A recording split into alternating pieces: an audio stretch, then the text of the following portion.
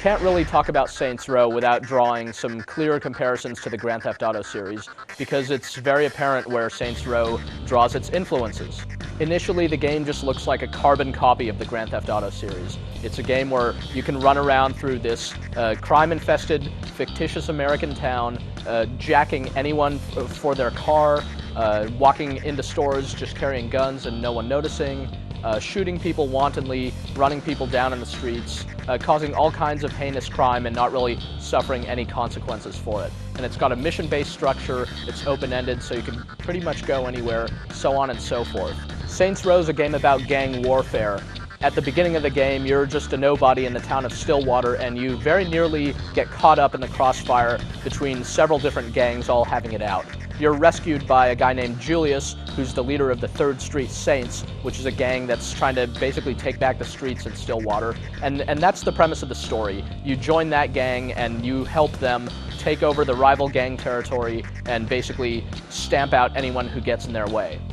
Structurally, the game has 3 main storylines, each focusing on one of the 3 rival gangs to the 3rd Street Saints. You can choose to tackle these storylines in whichever order you wish, but you can't just take on one story mission after another because the game has the system of you having to earn enough respect to then take on successive story missions. Initially, this seems a little heavy-handed because it pretty much forces you to take on some of the side missions and various activities in order to earn enough respect to just keep going through the story.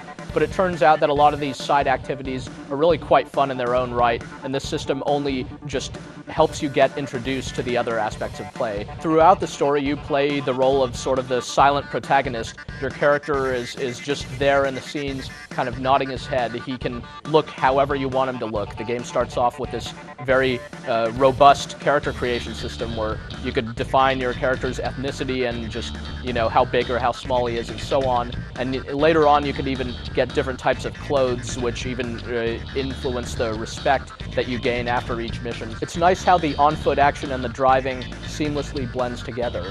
Even when missions take you inside of buildings, there's no loading time or anything as you transition from outside to inside, and the controls are really rock solid. You've got a mini-map that shows you pretty much where all the enemies are in the vicinity, so there's really no question of where you're supposed to get to, who you're supposed to rub out, and so forth. While pretty much all of the stuff that Saints Row has to offer is quite fun, you may be expecting for a game like this to let you do even more. For example, the only thing that you're driving around in this game is cars. There aren't motorcycles on the street. Don't expect to be able to jump into airplanes or boats or anything like that either. There's a great variety of different cars. They're all original designs, but they look fantastic. Some of them look like old junkers, others look very modern and sleek and everything, and there's pretty much everything in between. But still, they're all of one variety of vehicles, so there aren't bicyclists, anything like that. In turn, this results in a fairly limited mission variety because missions fundamentally have to revolve around either driving or shooting or some combination of those two things. And there's really, you get the feeling that there's really only so much that can be done with those two components, and indeed, the Grand Theft Auto series has already done an awful lot there, so if you've played those games, a lot of the stuff in Saints Row is going to seem very familiar. Nevertheless, Saints Row is quite a long game, actually. It should take you probably close to 20 hours to get through the main storyline for the first time, and that'll still leave you with a ton of other stuff that you could do on the side. Of course, there's also a multiplayer mode that you could jump into, although the multiplayer isn't really the strong suit of Saints Row. There are a variety of different modes, most of them for up to 12 players, and you could even start your own gang of friends and compete against other rival gangs in some of the team-based modes. You've got your basic deathmatch and team deathmatch. There's a mode called Big Ass Chains in which you have to blast other players who then drop chains, and then you pick up those chains and drop them off at certain points. And there's even a couple of cooperative missions that you could play with one other friend, where you're up against tons of AI-controlled enemies. The thing is, all the multiplayer action feels a little flat.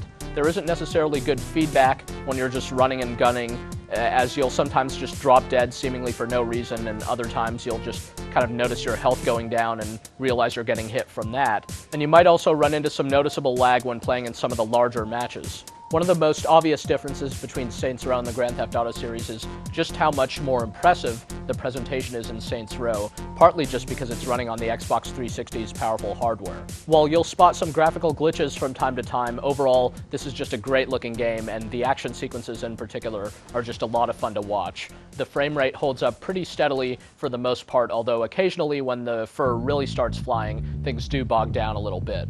The audio is probably even better than the graphics overall. There's a great variety of music on the soundtrack covering just about every genre. You get into a car and you can change the radio station and all that, but there's a great selection of stuff there. You could even create your own playlist to listen to even while you're running around on foot. The voice acting in Saints Row is also excellent. Many of the best performances come from known celebrity voice actors like Keith David and Michael Clark Duncan and David Carradine, and these guys all really live up to their names by putting in just very, very memorable characters, and it helps that the dialogue is actually surprisingly good in a lot of cases. A lot of games have tried to imitate the GTA formula, but Saints Row comes a lot closer than pretty much any other game has to actually accomplishing a lot of the same things, which is to deliver this realistic-looking experience that doesn't sacrifice just having a lot of fun pick-up-and-play gameplay with a lot of different stuff that you can do, between driving and shooting and generally causing a lot of mayhem. So it's a lot of fun to play and very easy to recommend to just about anyone who isn't squeamish about their content. Play!